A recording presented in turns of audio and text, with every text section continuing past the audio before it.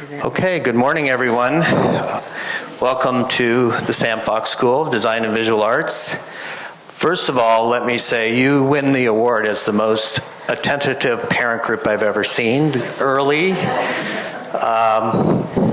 well situated in the room, and we're super happy that you're here with us this morning. We're starting a few minutes early, so I'm a short delay here, and we're recording also. But this is a special day for us. It's a special day for you. I'm going to let our Associate Dean kick this off today, someone that you probably know by name and maybe story. If you don't know now, you will by the end of the session. I'm Carmen Colangelo, the Dean of the Sam Fox School. This is my 16th year, and Georgia has been a partner in all of the evolution of the school, coming together in 2006 to bring art, architecture, and design together. Georgia is the Associate Dean of Students. She's going to tell you more about what's happening, and I'm happy to turn it over to her this morning. Georgia. Thank you. Thanks, Carmen. Hi. We are so glad you're here. Yes, you are.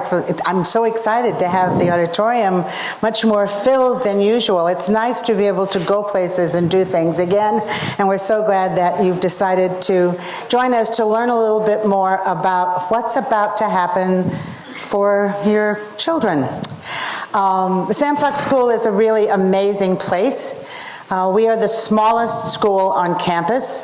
There are probably about 1,770 freshmen who moved in yesterday, and out of that group, 80 of them are artists and 60 of them are architects. So we're tiny. And it means we're very special. It means that our staff and our faculty get to know our students. Carmen says by name and story. You hear that a lot. Jim McLeod, who was a vice chancellor and dean of students, coined that phrase many years ago, and I worked with Jim, so it's something that I hold on to as well. Our students are not student ID numbers. Our students are people who we try to learn as much about as we possibly can, and who we try to assist in fulfilling their dreams. And that's one of the things they've come here to do. Students who are interested in art and architecture and design are different. Our students are the same intellectually, the same academically, the same in all of their activities and their excitement and their ambition as all of the other wonderful students who've been admitted to Washington U and who have accepted our offer and who have moved in. But our students all want to make things. They want to be in studios. They want to spend time creating. They have different ideas and different plans, and those are the kinds of things that we really dedicate ourselves to in the Sam Fox School. There are 2 advisors for all of the first-year students and the new transfers. I'm one of the 2. And John Early, who unfortunately can't be here today, is the other.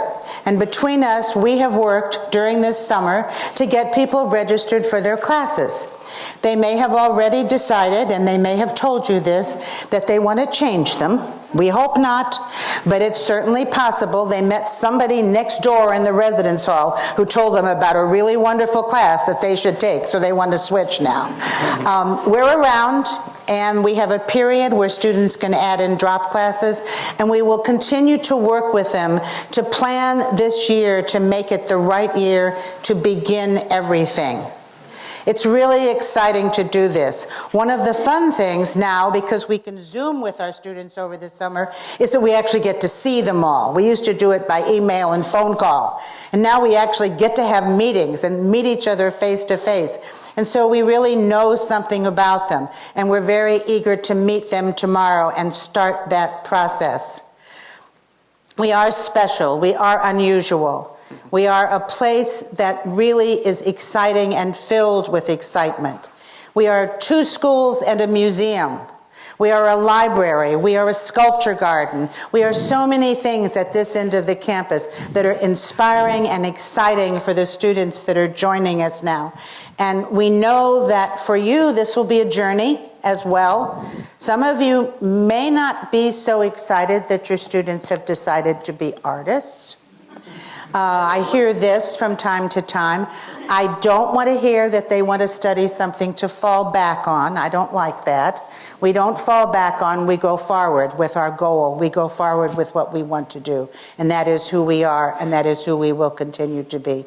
And I can promise you that our school will give them the opportunities, the advising, the possibilities to really fulfill those dreams and do all of those things.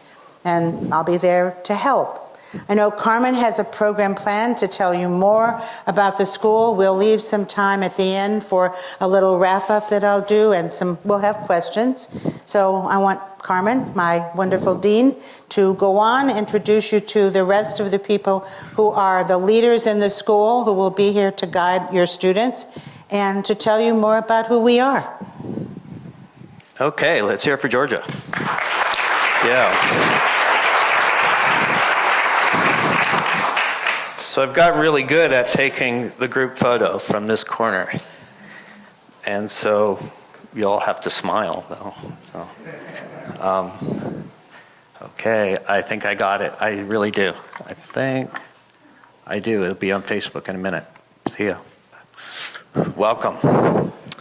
Again, Georgia let in with some nice notes about our professions and our school and our university that does make us special.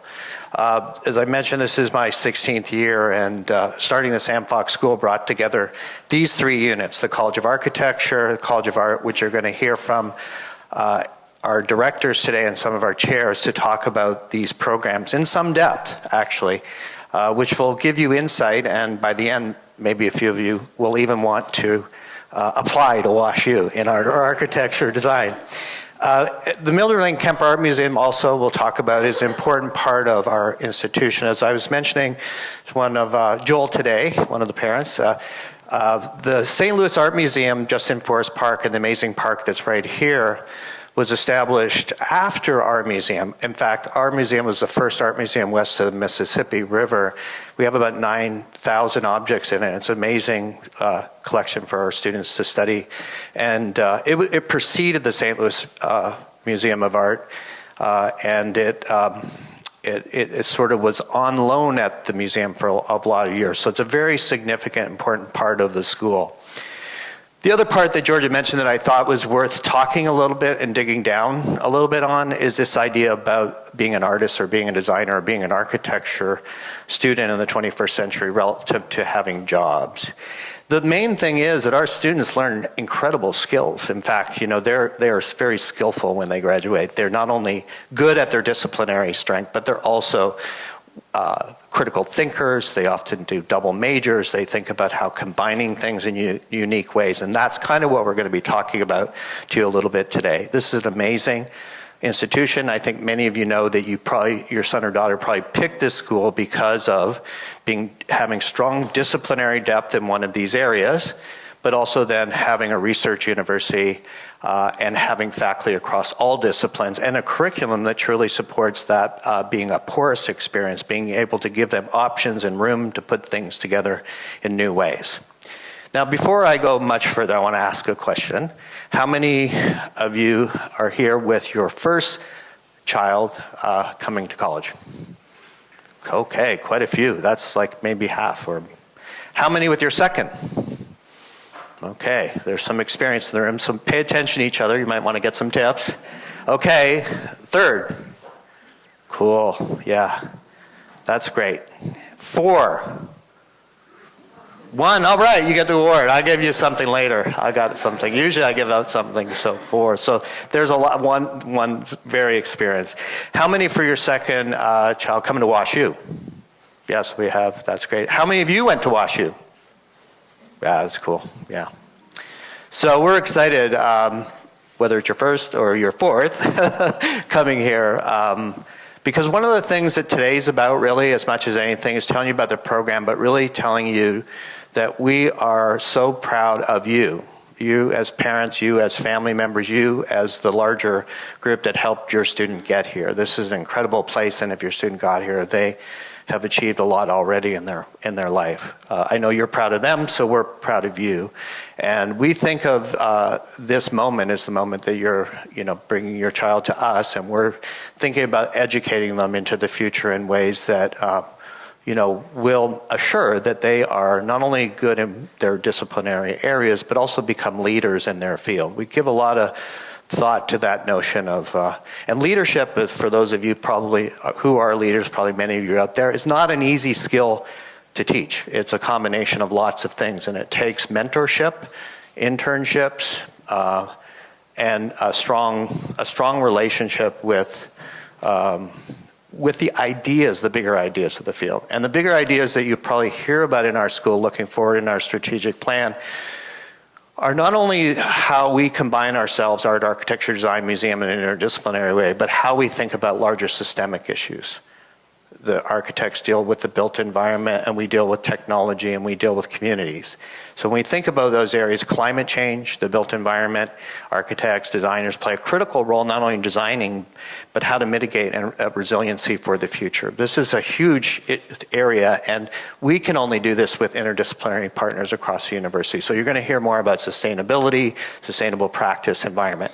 The next area is digital transformation, really thinking about the interface between people and machines. This is not the art school that you probably, or I went to in the, mid-70s, in the early 80s, where we thought about, and you're going to hear from our faculty about this too, where we're thinking about coding and the interface between, machine learning, artificial intelligence, and creating not only images, but cities and buildings and other things. So this is an amazing period. So our collaborations with other partners in engineering and social work are really critical. Community is a big push for us. You've probably heard Chancellor Martin talk about for St. Louis. That means we're engaged, and we're going to talk a little bit more about that with projects and community partners in St. Louis.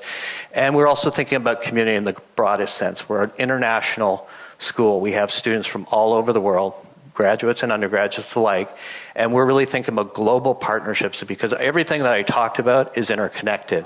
There's no way that our students could sort of practice without understanding the world. And that's part of what I'm going to lead into with Heather Woofter, who is the director of the College of Architecture and Urban Design that also includes landscape architecture, because she's been at this here at the school longer than me, and she's an incredible leader and herself a very accomplished architect. So Heather.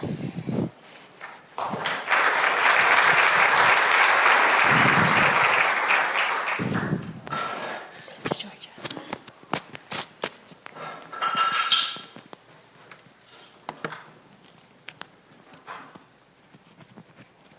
Can you hear me okay? Yes. Excellent. Thank you. Take my mask off. Oh, so much easier to hear and breathe. Welcome, everyone. My name is Heather Woofter. I'm a practicing architect and also the director of the College of Architecture, which is the undergraduate program, and the graduate program, which includes architecture, urban design, and landscape architecture. It's really fantastic to be part of this larger community of the Sam Fox School. We have many overlaps with art, and I'm sure that you'll learn more about that, and you know about that from previous visits. This is just an image of our students working with one of our faculty members in ceramics and actually making 3D prints of a ceramic enclosure. That particular project is a column, but it's using new technology to think about the building envelope and how we can think about ornamentation, how our buildings breathe. There's all kinds of lessons that we can learn through material studies. But most of this crossover of the Sam Fox School has made that kind of research possible. To back up and get to some simple terms, the College of Architecture includes two different programs, the Bachelor of Science and the Bachelor of Arts. Your students do not need to worry about making a decision right away. That's something we tell them when they walk through the door. Just out of curiosity, of the parents that have students here in architecture, How many of your kids came to decide that architecture was an interesting discipline because of the technology and the science side of things? Like, how many are more math and science based? I'm kind of curious. Yeah. And how many came because they're driven in terms of an artistic pursuit? Like, they really love the creative artistic process. And then thirdly, how many people are coming because of sustainability in the environment, trying to change cities and change the world on some of those big topics? Yeah. What's amazing about architecture is that it's one of those disciplines that we get so excited about because it encompasses so many things. And you can have many different kinds of learners in the College of Architecture. You can be successful as a more technical-driven student or as a more maybe artistic, creative-driven student. And so our students sort of move into these different categories. It also depends what kind of degree they want to get in terms of their graduate pursuits or whether they want to become a licensed architect. The first path is more technical. So they take more classes in building science and more advanced classes, even in history, that they can then place out of when they go into a graduate degree. So the curriculum is a bit more restricted, and that's why it's called the Bachelor of Science. It's almost an in-between between the Bachelor of Arts and some of the more the professional programs, sort of 5-year programs. And then the Bachelor of Arts is wide open. So we've really worked hard to kind of open up the electives because our students are so ambitious that many of them want to take classes in computer science or they want to take classes in the environment, but with the science students, they just really want to dive deep into particular areas of interest. And so the Bachelor of Arts allows them to do that. We have several minors for our students to take. And they can also take minors and double majors within the university. I will say, though, that Georgia and I are on the same page with this, that we have to, if anything, slow our students down. They're so ambitious. So I think as you're talking to them, it's not about piling on degrees. They'll get exposed to a lot of different things, but it's more about their kind of modality of thinking about the world. So we have architecture, history, and theory minor, landscape architecture, which is exploring architecture and urban design in terms of vegetation, water management, plant design, spatial practice, an urban design minor. It explores also sustainable environments, talking about development, infrastructure, policy even. And through the Sam Fox School, the creative practice for social change. We have an Office of Socially Engaged Practice, which is amazing. Since the inception of the Office of Social Engaged Practice, our percentage of classes that the faculty touch in terms of using the office has jumped from, I'd say maybe 10, 15% to close to 66%, 2/3 of our faculty engaging social practice in some form or another. We also have a minor in architecture. For those that are worried, it's not very many, but some might choose, once they come into architecture, they can decide to go anywhere in the university. And we just want to point out that they can get a minor in architecture if you have one of those students that's a bit undecided. Georgia said earlier, we always move forward. We don't plan for that backup plan of kind of doing multiple degrees. But I will say that our students continue to enjoy their architecture classes regardless of where they're studying in the university. Because the curriculum is so open, we have designed a series of different clusters with recommendations for students so that they're not lost in the vastness of the courses. And these are the areas that we think are really important and that our students gravitate towards. So entrepreneurship, Carmen already spoke a little bit about leadership and what kind of traits, what kind of classes can you take to develop those skills. Social issues. The Office of Socially Engaged Practice supports that work. but that includes urban design, it includes healthcare, community planning, and our students really caring about the issues of the community and wanting to work with them and not just study the communities. We have ecological issues, sustainable practices, bio-design, landscape architecture. We benefit in the undergraduate program from having a robust graduate program in architecture, urban design, and landscape architecture, because many of our students take classes with the graduate students. So I just want to point that out too. We're very careful about placement, but it allows us to offer more opportunities for our undergraduate students.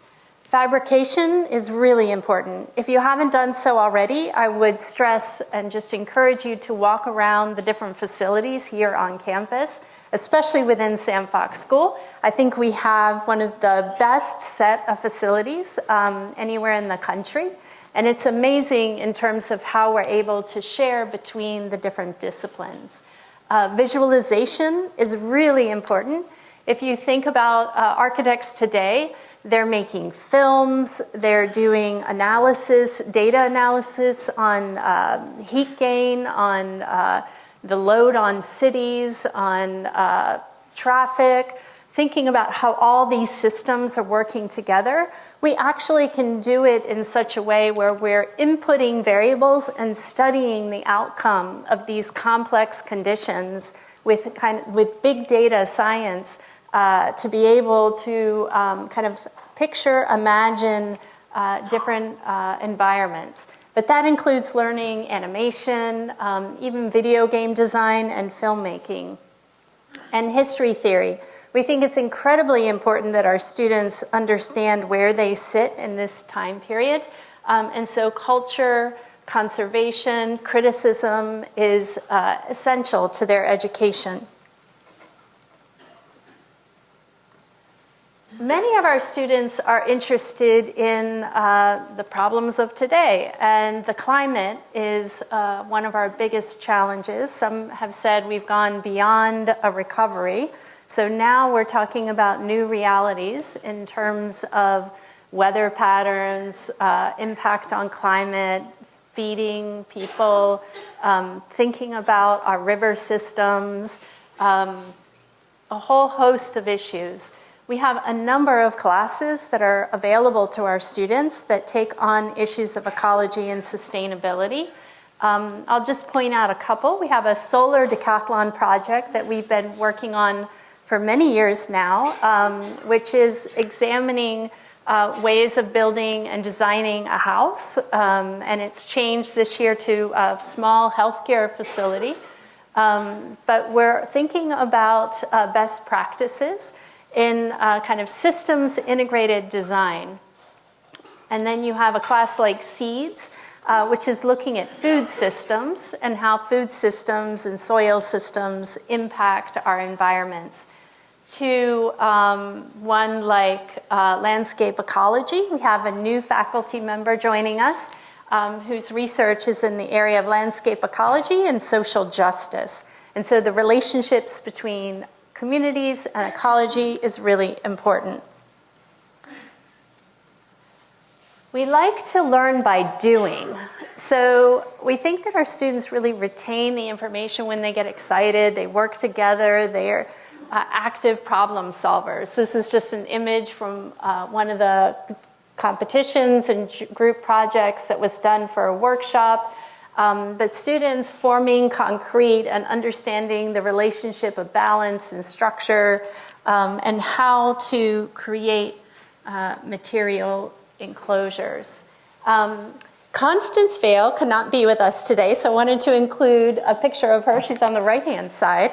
And she is the chair of undergraduate architecture, and much of this represents her work and commitment to the program. We start off in I'm going to give some kind of big overview in terms of areas, but the first year we talk about bodies and the world, and also objects and systems.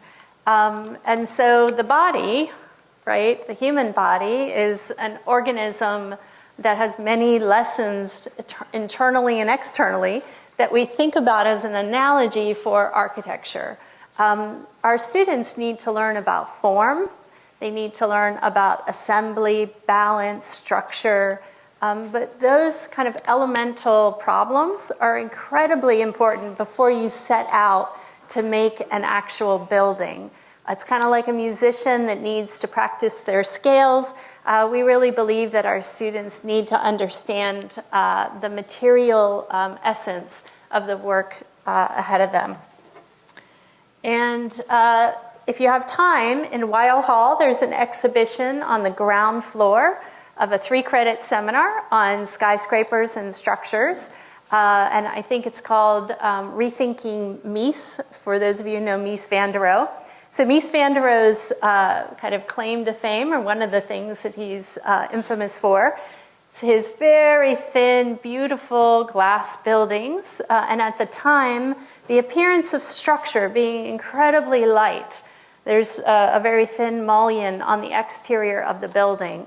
But what you don't see is that on the inside is a tremendously huge steel column that's supporting all of that. But there was this expression of the future, an expression of an architecture that was thin, transparent, light, a new direction for architecture. And so to us, architecture, structure, those ideas are directly related to culture and thinking about the future. So there's a series of different projects over there that you can see that are questioning things other than the way in which we build. And you have to sort of read the boards and think about it a little bit deeper. We also take on, in the 3rd year, technology and urbanism. It's very important to think about the collective, how we come together, and the city is a perfect example of a system of many different amenities, transportation systems, infrastructure, natural conditions, and it's a complex organization. So the architecture students are working on organizational patterns and landform, and that kind of joining of landform with the kind of urban modality. We talk about structure, concrete, wood, steel structure.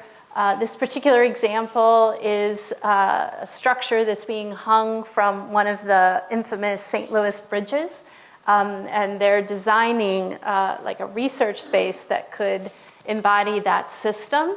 But each material is doing a different job, and the technology of their form is an important way for them to think about operating in the world. This is an example of kind of working through an idea of the garden. It's a gourd garden that's being set up within an elementary setting. One of the studios is taking on kind of the elementary environment and thinking about children and how they learn and how we organize ourselves to ask questions about the collective. An example, we saw the image in the building of the ceramics fabrication. But our faculty also teach with fashion design. And as you can think about clothes kind of encapsulating the body, it's very easy to imagine how the kind of forms and structures that you need to encapsulate that are similar to thinking about building envelopes. And this is another project, sort of exploring different materials with pieces of jewelry that are attached to the body. And so that relationship, again, between the body and object. Or making animations, gameplay, videos, video games, and talking about organization of cities and systems. Or we have classes where the students are, in this case, designing bicycles and having a lot of fun working in teams. And one of our faculty, Lindsay Stouffer, who teaches both in art and architecture, has been teaching this class for years. And it's a really fun course where they learn all about how things break. Oops. And I want to talk a little bit about reviews. I think this is really important because you might get some phone calls from your students that are kind of talking about how they get feedback. And I think in college, we treat our undergraduates as they are, incredibly mature, and there's conversations that happen about their work. But it reaches a point where it's not personal. It's about the work. And so kind of working on the reception, the ability to think about your work in a critical way for your classmates to be able to collaborate with you, suggest ideas for you. It's not like being in a science class where you take a science exam and you're clearly right or wrong. And that's really difficult for our students. Many of them are overachievers completely, and they want to know what constitutes an A or what constitutes a particular grade. And they want to know, what do you want from me in very precise terms? And I think we're in a kind of transition with the architecture students, and I'm sure it's the same in art, where we're trying to get them to reimagine what it means to be a critical thinker and to be ambitious about their projects and the collaboration that they receive, as opposed to being primarily driven by the grade. The grades matter for equity reasons, and the faculty are really careful with that. But some students who have been successful all their lives come to college, especially in design and architecture and art, and they're like, I just don't get what constitutes an A, and they have to struggle a bit. And I think that that's part of that creative process. It's a reiterative process. And I think it's really important for them to be relaxed, to be able to talk to their faculty. They have conversations, so it's not scary at all. But you might get some phone calls, and I just want to talk about that for a second. Again, it's about conversation. And so one of the jobs of the students is to create a product that they then put on exhibit. This is an example of an undergraduate exhibition. You can see Carmen's daughter kind of off in the corner there. She's teaching down in Arkansas, also an architect, trained as an architect. And so the work is on display, and once it gets put on display, it's there for us to talk about and to be critical and to celebrate and to enjoy and to talk about differences between projects. And sometimes that can feel very personal to students. And so we try to train or help them understand that it's part of a larger conversation in the world. And architecture is a way of life. And we hope that they see it as a long lifetime pursuit. Our students, they have an approach, undergraduate approach, where their work is collected and they document their work. They learn how to create a portfolio, how to talk about what they're doing. This is an example of a group project, Solar Decathlon, where they worked with SOM, a firm out of Chicago, and designed a series of roofs and that collect energy. And this was a rehabilitation center. It's part of our, actually it might even get built on Del Mar. But it went through many iterations, and the undergraduates were also a part of those teams. We have two charrettes in the second and third years. One is the Lashsky charrette, and the other is the Fitzgibbon charrette. And we have architects that come in from around the world or within the United States. Yasmin is part of a group called Ultra Modern. And she designed a problem for the students called A Hat is a Home. And they made these hats that were, big, right? Like that I could fit under that hat. And she was thinking about fabric. She, came with all this fabric, all different colors. The students are wondering what's going on. Are we going to be working with sewing machines?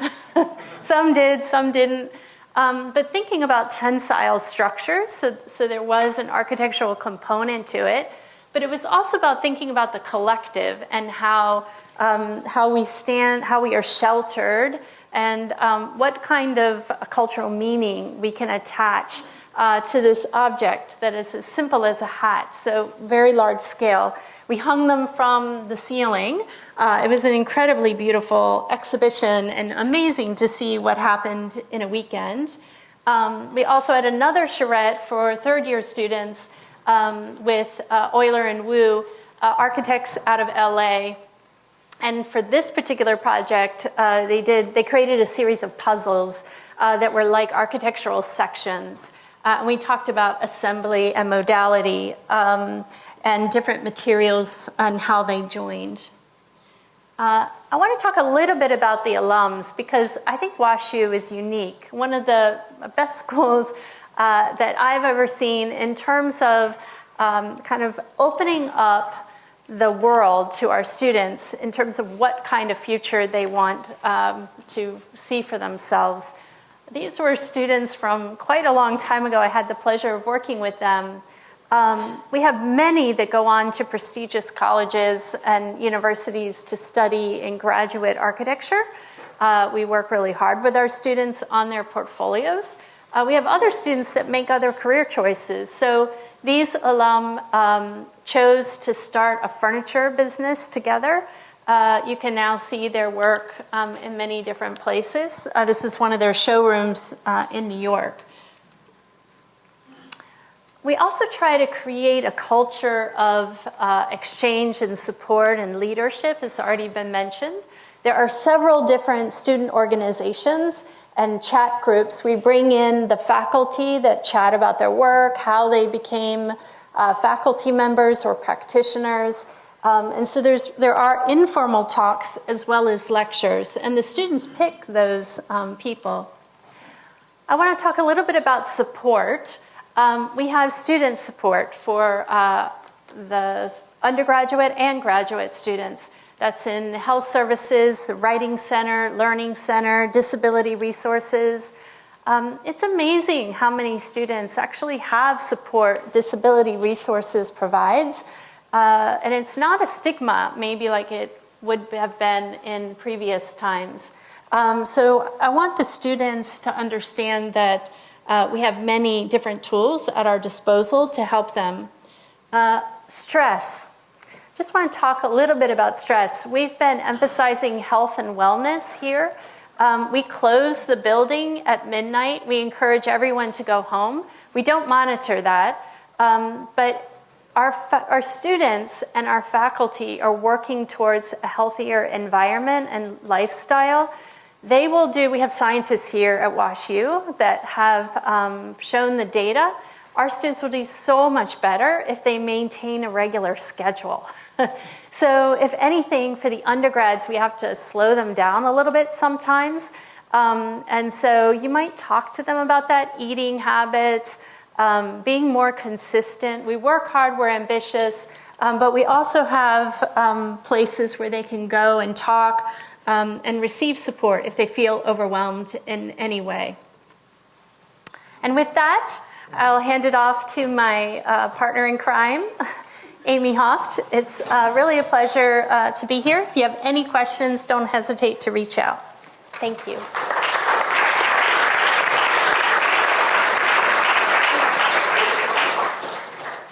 Thanks, Heather.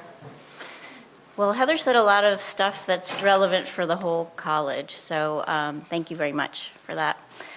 I also have the pleasure of having a couple of faculty here who are going to go into the specifics about the programs. So I thought I would take this opportunity to talk about some of the things that Heather did also, how to be a good support to your child as they're progressing through school. So we're thrilled to have you here and your child here. I'm Amy Hoft, the director of the College of Art.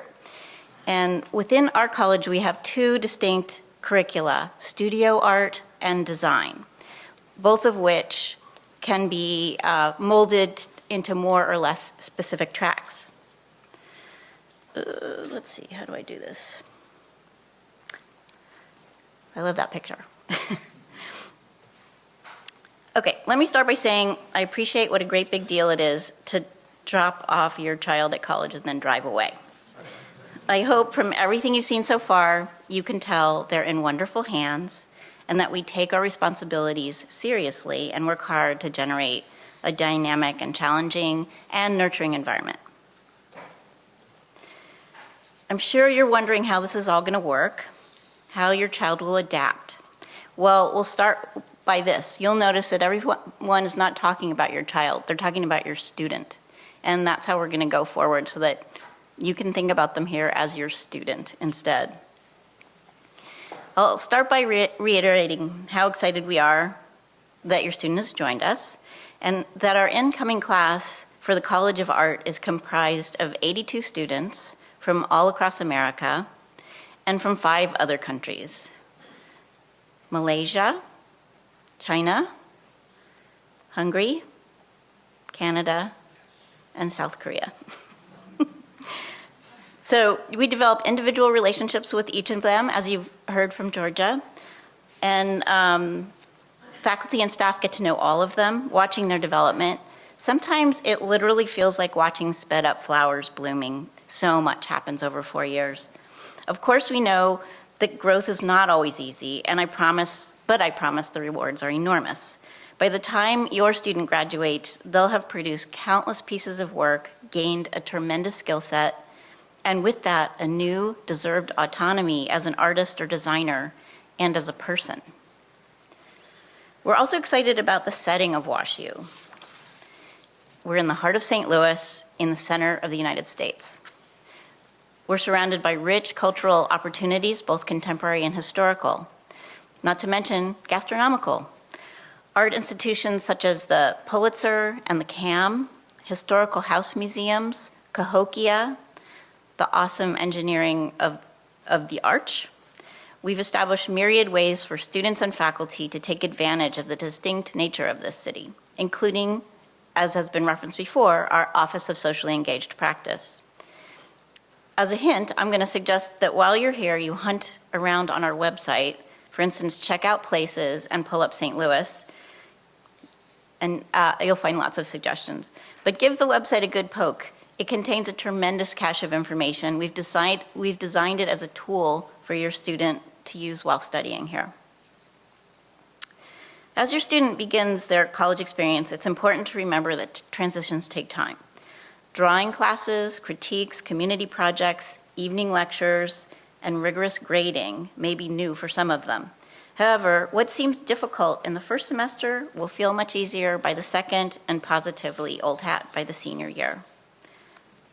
Your student will be surrounded by a supportive and challenging peer group, instructed by caring experts in a setting with top-rate facilities. They will surprise even themselves as to what they're capable of. All of us are so happy to be here with them in our classrooms and studios. It's a propitious time at Sam Fox and WashU, and we can't wait to see what everybody makes. Before I introduce you to the chairs of our 2 programs, let me set the table for them a little bit and talk about the skeletal structure of our curriculum. We start them with this, and them, I'm referring to the design and studio art students, with a series of foundation courses in drawing, digital media, and 2- and 3-dimensional design. These courses introduce principles that they will need to do to accomplish advanced coursework and then eventually to create independent work. These courses literally function as the building blocks that support our students' eventual ability to function professionally. These courses also introduce the format and experience of a college critique and college-level grading, something that Heather was talking about. For a critique, your child will be required to mount their finished work and to be considered, discussed, and evaluated by their classmates and instructor. The skills resulting from these foundation-level projects allow our students, your children, to eventually excel in what is asked of them in upper division courses. At the foundation level, much of the work will be made by hand, some of it by computer. For instance, marshaling a student's dexterity is a crucial goal. Principles of drawing and composition from the first year apply to advanced courses in topics as diverse as designing apps for the phone to building community-based sculptural installations. In their sophomore year, students select their major and from there move through their selected curriculum, the strictures of assignments in junior and senior years eventually easing to allow for more independent work. Having that common foundation year is key to their success. I want to take a moment to talk about the challenge of learning to manage college-level ambiguity. This, too, something that Heather was talking about. As she said, in a typical math or science course, students are asked to complete problem sets to work out correct answers. In art and design critiques, we have qualitative conversations in which faculty and students make judgments. Answers are less absolute and perspectives can be wide-ranging. Students grow from learning to navigate and participate in these conversations. Again, it can take time for students to learn to manage the ambiguity that correct may not be possible or even the goal. We advise students to stick with it, which is how they become astute observers, thinkers, speakers, and makers. They learn to be constructive in a community studio environment, an invaluable life skill. In fact, I go so far as to say that the critical acumen developed through the critiquing process is the most valuable life skill students walk away from the College of Art with. This analytical ability is in short supply and valued in all work environments. Additionally, they become discerning visual thinkers, another rare commodity in the workforce. Students often receive faculty feedback that may lead to remaking something, sometimes starting over. This feedback is an opportunity for students to learn a primary aspect of the art and design process, becoming a generator of many ideas and possibilities, and then an excellent editor of those ideas. It's as important as making one masterful thing. We're teaching them to be fearless in thinking about what is possible. We know it's hard, but we're here to help. Faculty evaluate students for their individual progress and effort in relation to their peers and to professional standards. We value the development of independence, intellectual rigor, self-discipline, dexterity, motivation, authorship, resiliency, and the ability to work in a community setting. These skills and qualities, along with the production of strong visual work, are crucial for a successful career in the college and beyond. Our standards for grades are high. That said, it's important to remember that success often comes from failure. A project that flops or a course that doesn't quite work out does not mean that your student is in the wrong place or will not make a first-rate artist or designer. I encourage you to take grades with a grain of salt and to encourage your student to do that too. In art and design, the work that gets made, the portfolio that gets produced, matters a great deal more than the grade. Working hard and investing fully is what matters. I thought it important to describe some of these teaching techniques to you as we flip through some foundation slides. It might make you better able to help your student through their college experience. At this point, I'm going to introduce Professor Tim Portlock, Chair of Studio Art, and Professor Douglas Dowd, a professor in design, who is sitting in for our Chair of Design. They will each talk to you about how their programs overlap and diverge. So let's begin with Tim.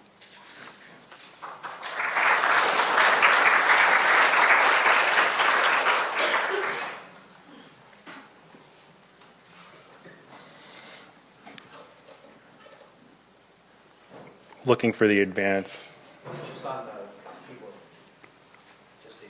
Okay, thanks.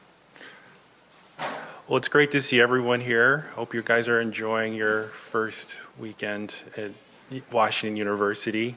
I'm Tim Portlock, and I am chair of studio art. I'm also a professional artist, like all the other faculty who teach in the studio art program. I'm just going to talk about some of the options that students have as a studio art major. As Amy, the director of the program, mentioned, all the students start out with foundations. No matter if you're going into studio art or into design, you start out in the exact same foundations program. And one of the main things that I think about foundations providing is sort of a common vocabulary for students to think and talk about what they're actually looking at and making. So our design students and studio art students kind of have a common vocabulary that they're starting out with. From there, students go into their sophomore year, and by the end of their sophomore year, they make a decision whether or not they want to do a BFA in art or a BA in art. BFA in art is basically a more concentrated exposure to specific mediums, painting, drawing, sculpture, photography, etc. A BA is more about breadth and flexibility. So oftentimes our students that double major do as one of their majors a BA in studio art. So the BA is all about flexibility. Oops. So some of the mediums that your students can major in as a BFA student are sculpture. Sculpture we have really amazing facilities for sculpture, so you can do a lot of different things from metal sculpture, ceramics, to using computer-aided design fabrication equipment like laser cutters, etc.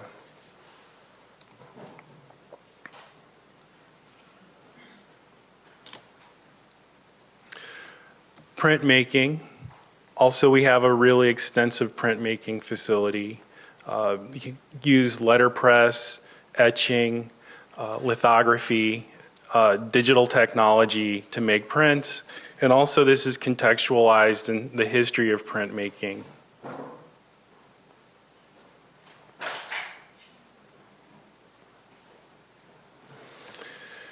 Photography, so that ranges from traditional darkroom chemistry-based photography to digital photography.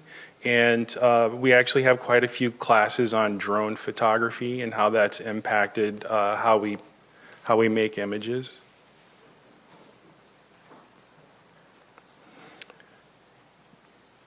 Painting.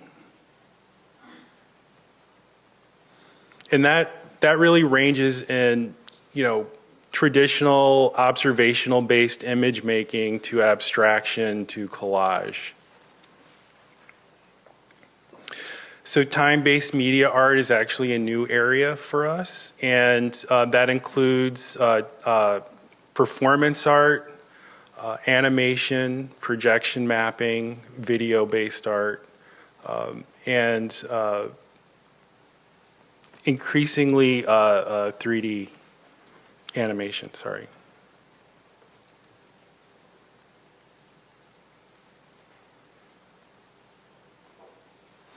So these are some of our recent course offerings.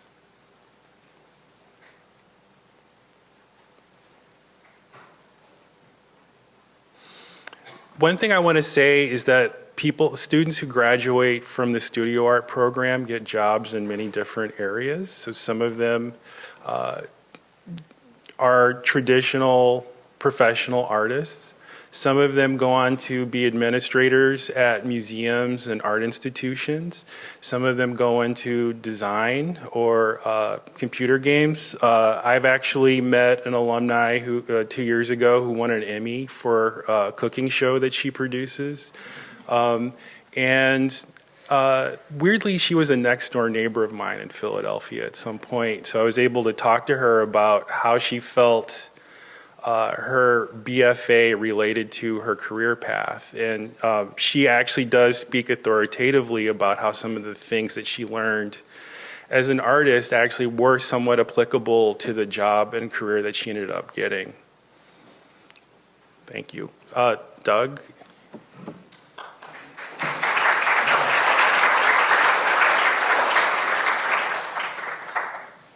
Thanks, Tim. How's our volume? We good? Okay. I am pinch hitting today. I have taught here I'm actually beginning my 31st year in this faculty. I teach in communication design and also in the MFA in illustration and visual culture. So I'm a maker, and I also write about visual culture, and so I'm a long-time design faculty member. Aggie Toppins, who is the design chair, is occupied out of town today, but she is wonderful and responsive. So So let's just talk briefly about design here. Basically there are two undergraduate design programs: communication design and fashion design. Communication design is as a term these days is kind of a large umbrella. It covers a lot of material. People tend to think of it as being, oh, all you guys do is work on computers. That is less true than many might imagine. Computing is involved in processing many, many things and in making some things. There are three areas of focus in the communication design program. And a term like area of focus is a little blurry for a reason. None of these things are spelled out like you have to sign on the dotted line, like I'm focusing on this. It's actually a fairly plastic, fluid landscape, and we work to help students find the right combination of things. But graphic design, illustration, and interaction design, roughly speaking, cover the waterfront. And I'll talk about each of these specifically in turn. But before I get to that, one of the things that has long been true of communication design here is that it is highly synthetic. There are a lot of places where graphic design is over there and illustration is over there, and never the twain shall meet. And all of our students take a sequence in typography. All of our students take a sequence in integrated a course called Word and Image 1 and 2, which is highly fluid, going from image to Word and back again, and combined in various ways. And every student also has a foundation experience in interaction design, which I'll talk about in a second. Graphic design is almost an old-fashioned term nowadays. It's still used to refer to things that are certainly things which are printed, but there are many, many things which are experienced on screens which also use the skills of graphic design and the role that the representation of language and the integration of language and images of many kinds is fundamental to graphic design. Publication design in particular. And again, we still encounter things which aren't printed as if they were through things like iPads. So the fluidity between screen and page is probably with us to stay, to some degree. Students go through, the students who focus in graphic design go through all our students. I actually want to go back to something that Tim said to really stress the point that all of our students enter as College of Art students, the Fox students and College of Art students. They're like, I don't know, they're tadpoles. They're undifferentiated for a number of semesters, and that's a good thing. Probably many of your students have a sense of where they're going. In my experience recently, I'm sort of getting used to meeting freshmen who show up with an 85-point plan of exactly the thing they're going to do, the triple major, the study abroad in X semester, and it's quite a briefing. And I have learned to nod and then say, why don't we take some college classes first?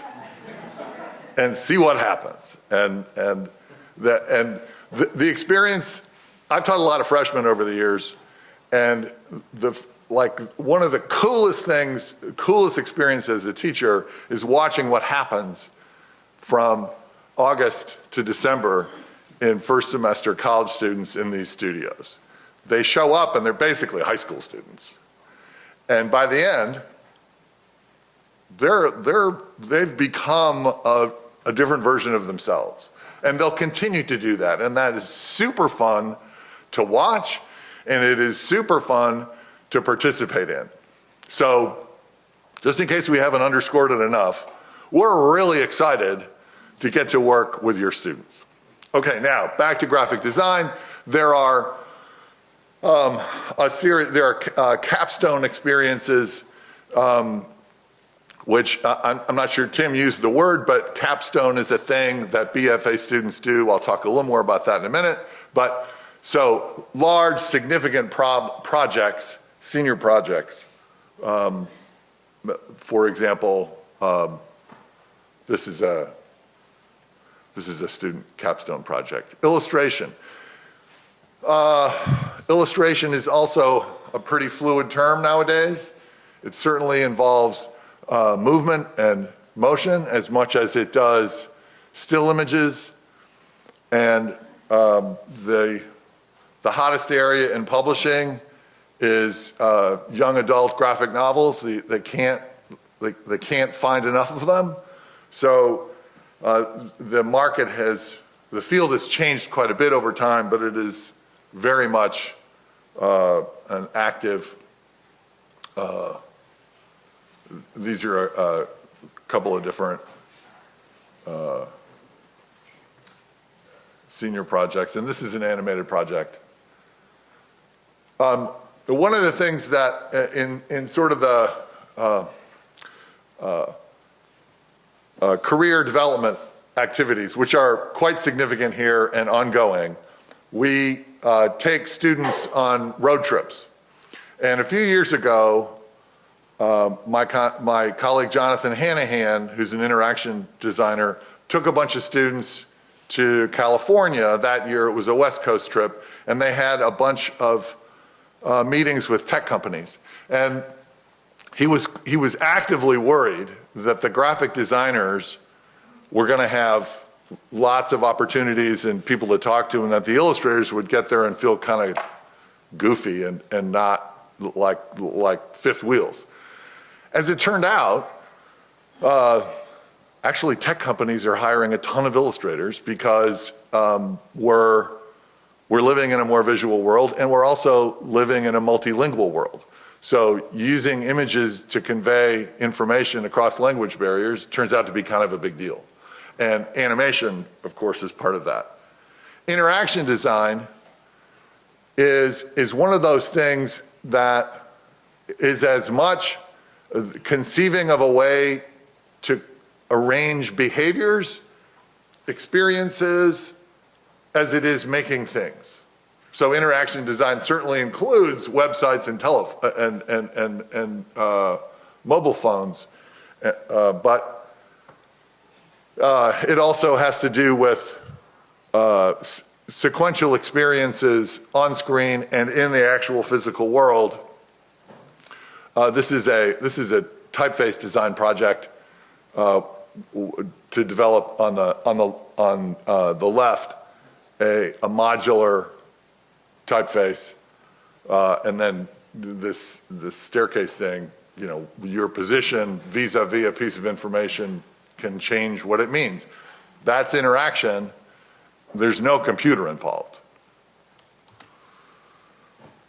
And there's a great deal of design nowadays which has ethnographic components, lots of design research, and so there are people who work in interaction design who actually aren't makers, who and this is one of the things we've had to adjust to, and I think it's kind of cool and has made teaching here interesting, is that there are students who, like, drawing is kind of intimidating, painting is out of the question, but and they're not Fox students, but they're engineering students or they're liberal arts students, but they're really interested in design thinking and, for example, how you design, how you go through an airport or things of that kind.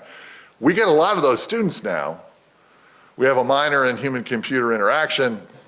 So it's a big world getting bigger. And design involves a very fluid range of activities. So this is just a glimpse of elective offerings. Okay, so I'm gonna, at the end I'll talk about the BFA versus BA very quickly. Fashion design here is, like other programs, is, yes, clothes get made. People design garments that they'll wear. But there are other dimensions to the process, including new kinds of garments that provide biometric feedback. Mary Rupert Surescu, who leads the fashion design program, does research in a wide variety of garments that have different functions beyond what, fashion, but human wellness. And the fashion design program culminates in I think we just had our 76th or 77th fashion show. St. Louis was kind of a big fashion town many years ago, and so this program is ancient and has been very important. And the alumni network in the design programs and the art programs is quite significant. So internship opportunities are significant. Fashion, too, changing quite a bit. The amount of actual fabrication that designers do, much more of it is about interface with people who are making the garments elsewhere. Now, finally, the Bachelor of Arts versus Bachelor of Fine Arts. These are questions of degree, okay? That's a unintentional pun.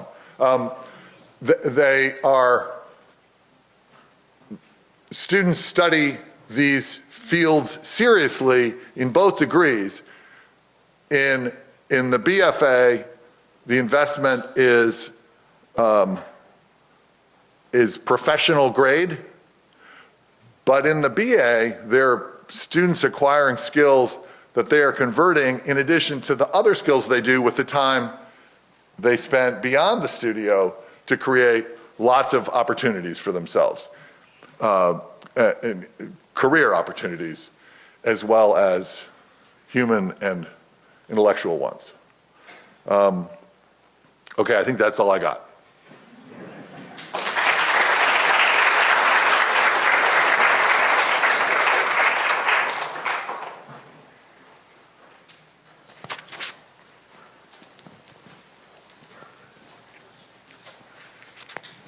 Well, you've probably learned a lot more about the Sam Fox School than you ever thought you would. And I hope it's helpful. I hope that what happens is that you're able then to have conversations, because that's what's going to be important. When questions are asked, when frantic texts and phone calls and emails arrive, when students don't know what to do next, you've got all these wonderful people and many more who are here all the time to make a difference and to help. This is a place where we care a lot about our students, and we try to watch over them very, very carefully. I thank you for listening and for coming, and I know that there's so many things that you have to do to get ready to say goodbye and go home, which is never easy.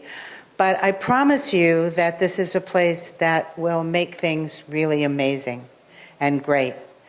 I do have something I have to tell you, and this is probably one of the hardest things I've ever done.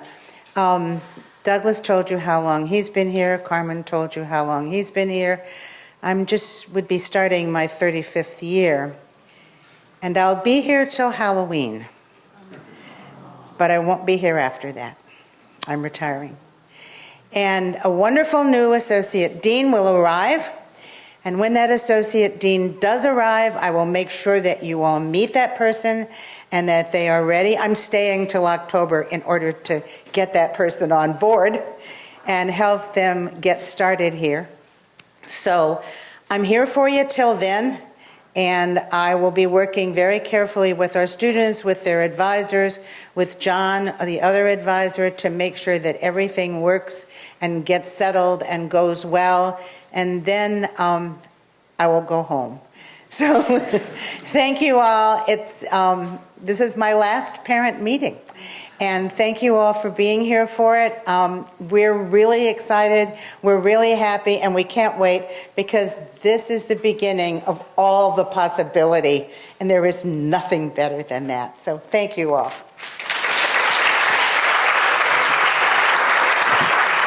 Thank you, Georgia.